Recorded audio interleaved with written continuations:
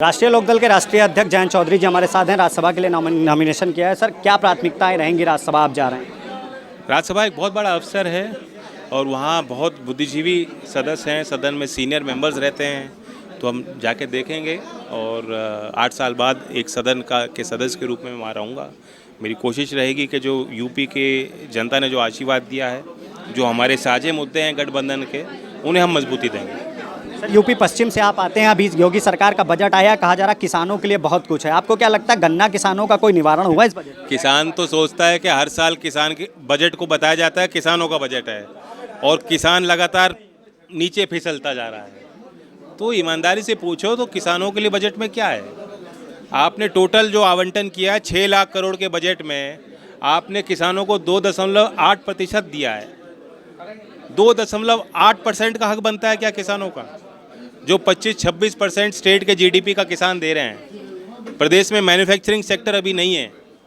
Services में ज़रूर बहुत लोगों को रोज़गार मिल रहा है और एक बड़ा योगदान प्रदेश की अर्थव्यवस्था को सर्विसेज का सेवाओं का जो क्षेत्र दे रहा है। लेकिन उसके बाद कृषि है, और कृषि को ही सरकार इग्नोर कर रही है।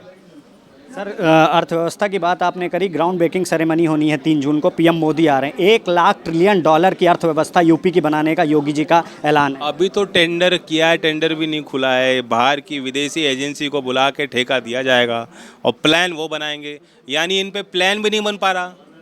पूरी बीजेपी, तमाम बीजेपी जो इतना बड़ा विशाल मैनिफेस्टो जिन्होंने तैयार किया, इतना बड़ा प्रचार का इतना बड़ा तंबू बना देते हैं, हर रात को ऐसा ज्ञान पेलते हैं मीडिया में जैसा उनको पूरे विश्व गुरु बन गए हैं। और उन्हें यूपी को 1 ट्रिलियन तक कैसे ले जाना है, उसका भी ठेका बाहर की किसी कंपनी को बुला कर देना पड़ रहा है।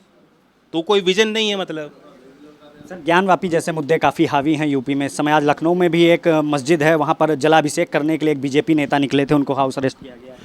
अब जब पैमाना ही है कि आप जो ज़्यादा बदतमीजी करेगा उसको ज़्यादा इनाम मिलेगा, उसे टिकट मिलेगा, हो सकता है राज्यसभा भी भेजा जा सके। तो उनके कार्यकर्ताओं में यही होड़ मच गई कि मैं और नंगा हूँ। लेकिन ये जनता के आगे नंगे होंगे, इनके पर्दे खुल जाएंगे, और जनता के जो फैसला है अल्टीमेटली यही होगा कि हम अपनी जीविका पे आधारित फैसला लें कि हमारी जो जेब पे मार पड़ रही है, जो हमारी आगे की भविष्य को लेकर जो चुनौतियाँ हैं, हम उन मसलों पे वोट करेंगे। और जब ये ऐसे जागरूक हमारे मतदाता होंगे तो नतीजे अच्छे आएंगे। अंतिम प्रश्न है, 2024 की क्या तैयारी है? क्योंकि बीजेपी कार्य समिति की बैठक में तय हुआ है कि 75+ सीटें। यूपी में अभी नई टीम बनाई है और अनुभवी टीम है। ये लॉयल लोग हैं जिन्होंने पार्टी के कार्यकर्ताओं के बीच रहकर काम किया है, और अब ये अपने नई टीम को गठित करेंगे, फ्रंटल ऑर्गेनाइजेशंस बनाएंगे, सदस्यता अभियान को हम तेज़ी देंगे। उसके बाद राष्ट्रीय अध्यक्ष का चुनाव होगा। तो हम अपनी संगठन की प्रक्रिया को तेज़ कर रहे हैं। प्लस हमने एक नया जो प्रयोग किया है वो ये सेक्टर, यानी एक विधानसभा से नीचे जाके एक पायदान बूथ के पहले हमने खड़ा किया है, जहाँ जिम्मेदार लोगों को हम वो देंगे कि वो नज़र रखें अपने अपने क्षेत्र में, अपने अपने बूथों पर। तो जो चुनावी एक रणनीति होती है उसको भी मजबूत कर रहे हैं, संगठन को मजबूत करेंगे और जनता के मुद्दे उठाएंगे। यही फॉर्मूला है।